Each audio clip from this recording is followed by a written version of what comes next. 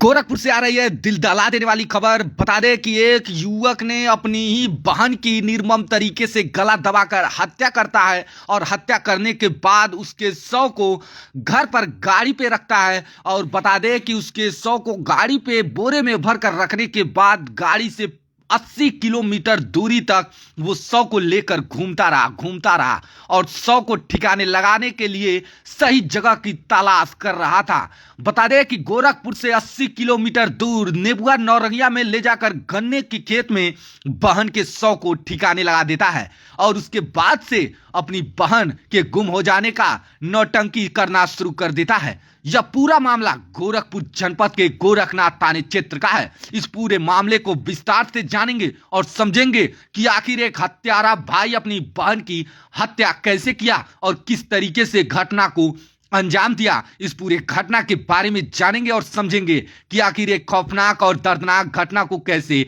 अंजाम दिया गया। जय हिंद। आप देखना शुरू कर दिए हैं एबीसी हिंदुस्तान और मैं हूं कुमार बबलू। तो आई होप आप सभी अच्छे होंगे, स्वस्थ होंगे।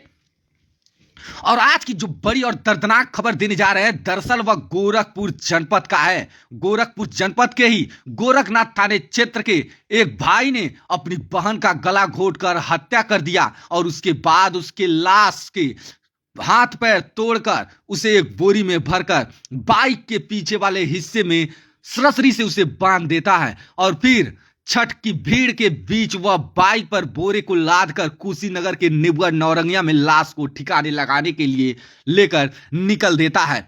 80 किलोमीटर की दूरी को तय करते हुए वह गोरखपुर से कुशीनगर के नेबुआ नौरंगिया पहुंचता है और उसके बाद बता दे घर वालों के संदेह पर पुलिस ने आरोपी भाई के मोबाइल पर फोन करना शुरू किया।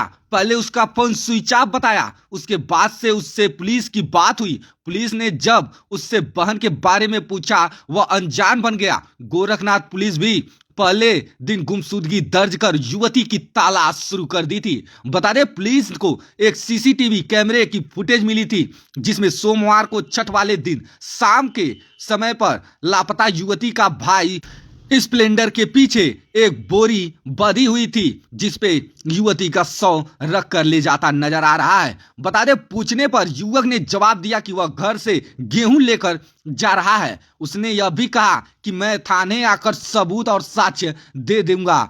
इस बात को लेकर वह अड़िग रहा कि उस बोरे में गेहूं था। मंगलवार की शाम थाने पर आया।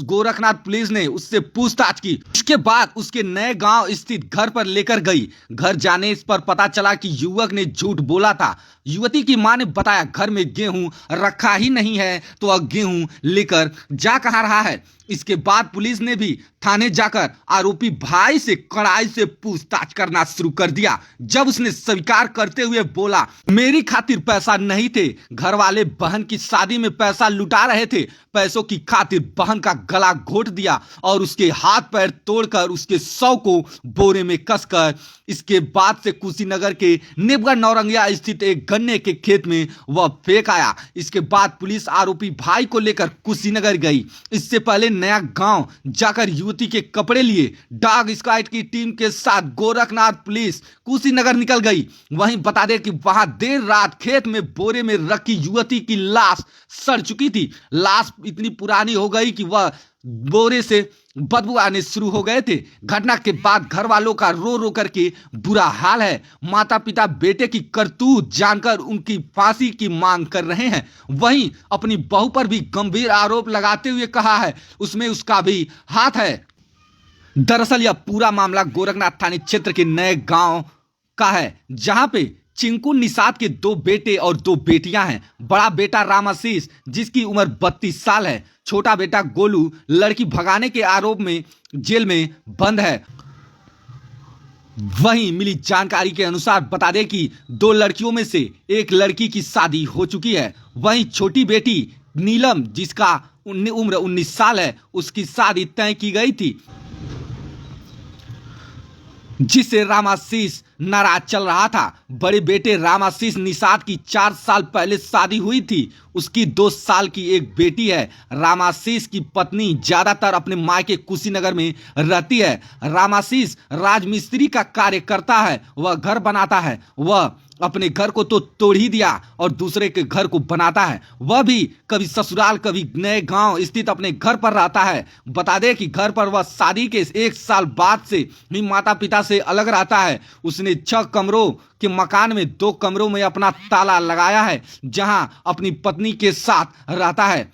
मिली जानकारी के अनुसार बता दे कि चिंकू निषाद की नया गांव में सड़क किनारे एक जमीन है जो हाल ही में माधोपुर में से मानीराम तक बन रहे 4 लेन आ रही है। चिंकू निषाद को मुआवजे के रूप में 5 लाख रुपए मिले थे।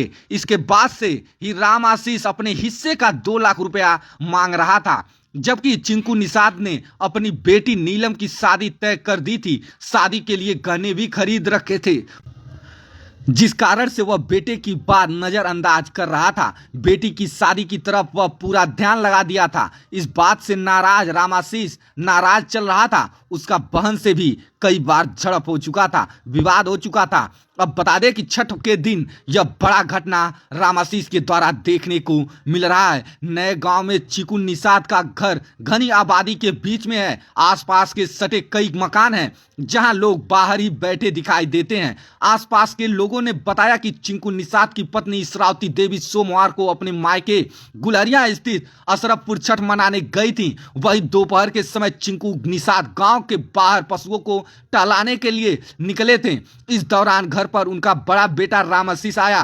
पास के लोगों ने बताया कि शाम तकरीबन 4 बजे के करीब में वह नीलम से मिले थे। घर के पीछे ही घाट है जहां पर लोग छठ पूजा करते हैं। नीलम भी तैयार होकर छठ पूजा के लिए जाने के लिए बोली थी। उसके बाद वह घर में नहाने चली गई। उसके बाद वह दिखाई नहीं दी। बता दें कि शाम को चिंकू निषाद घर आए। उसके बाद से बेटी नीलम को ढूंढना शुरू किए।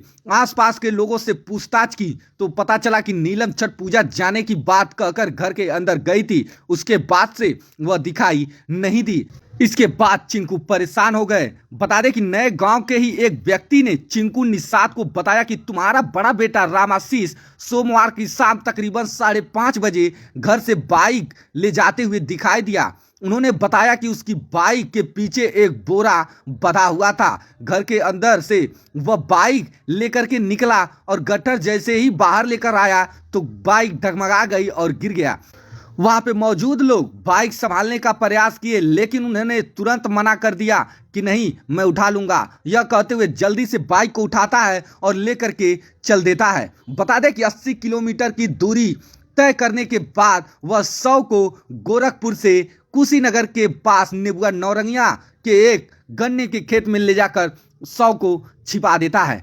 गोरखपुर की इस दर्दनाक घटना को लेकर एसपी सिटी अभिनव त्यागी ने बताया कि 27 अक्टूबर को रात 9 बजे 112 पर एक युवती के लापता होने की सूचना मिली थी। रामपुर नया गांव की सूचना देने वाले चिंकू निषाद की पत्नी इसरावती देवी ने बताया कि उनकी बेटी शाम 5 बजे से लापता है। पुलिस द्वारा जांच किया गया। लड़की का पता न चलने पर उसकी गुमशुदगी गोरखनाथ थाने में दर्ज की। 28 अक्टूबर की सुबह घरवालों ने फिर प्रार्थना पत्र दिया कि युवती का भाई रामाशीष से पैसे का विवाद चल रहा है। उसी ने बहन की हत्या करके उसके लाश को बोरे में लेकर चला गया है। इसकी जांच पड़ताल की गई और रामाशीष को कड़ाई से पूछताछ की गई। रामाशीष ने 29 अक्टूबर को अपना जुर्म स्वीकार करते हुए बताया कि मैंने बहन को दुपट्टे से गला घोंटकर मार दिया है। उसकी बॉडी कप्तानगंज के पास छिपा दिया था। आरोपी की निशानदेही पर कुशीनगर से देर रात लापता युवती की लाश बरामद कर ली गई है। यह घटना पूरे प्रदेश में चर्चा का विषय बना हुआ है। बता दें कि पूरे इलाके में सन्नाटा है और लोग तरह तरह की बातें कर रहे हैं। इस तरीके की घटना को लेकर आपकी क्या प्रतिक्रिया है वो आप हमें कमेंट बॉक्स में कमेंट करके जरूर बताइएगा। फिर मिलते हैं अन्य किसी खबर और अपडेट के साथ। तब तक अपना और अपनों का ख्याल रखें। तब तक के लिए जय हिंद।